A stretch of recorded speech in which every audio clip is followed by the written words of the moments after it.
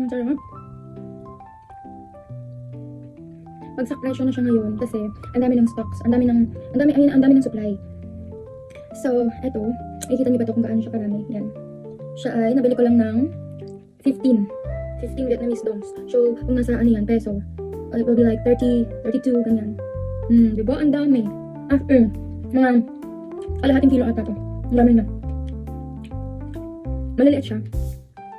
Bagsak presyo. Itong mga maliliit, parang reject kasi ang liit nila. Usually kasi mga malalaki, mga ganyang kalaki, ganyan. Itong mga maliliit, bagsak presyo na siya. 15, 20, 25, ganyan. Yung mga malalaki naman niya, mga mas malaki dito. Ang presyo ay nasa 50, 45, ganyan. Ang sarap niya papakin. Ang sarap niya papakin, promise. Hindi siya maasim. Ayun, hinog na hinog. Actually, ang balak ko sana nito, gagawin ko siyang ice cream. Yan yung ginawa ko dun sa Apple, tsaka meron din kasi akong unang binili nito dati. Dati kasi mahal pa yung 65 yung bili ko. Malalaki siya, as in malalaki siya.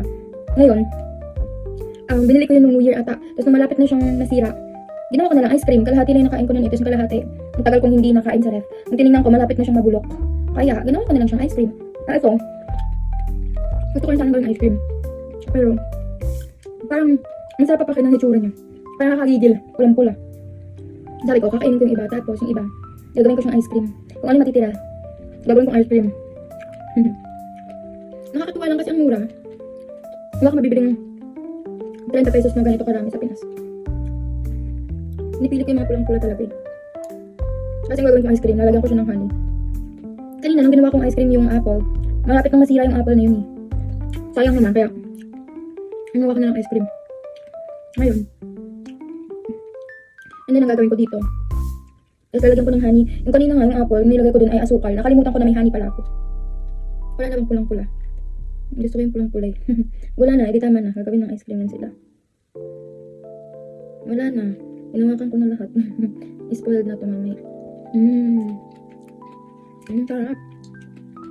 Parang gusto ko ulit bumili bukas. Bukas na umaga. Bukas kasi ngayon malapit na mag alas 12. May ano kasi ako, may duty sa Center Webes ngayon eh. May duty ako sa center.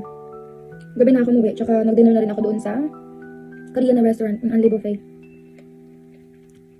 Sarap. Hindi talaga siya maasim. Tama na, wala nang sobrang pulang-pula. Gusto ko yung mga sobrang pula.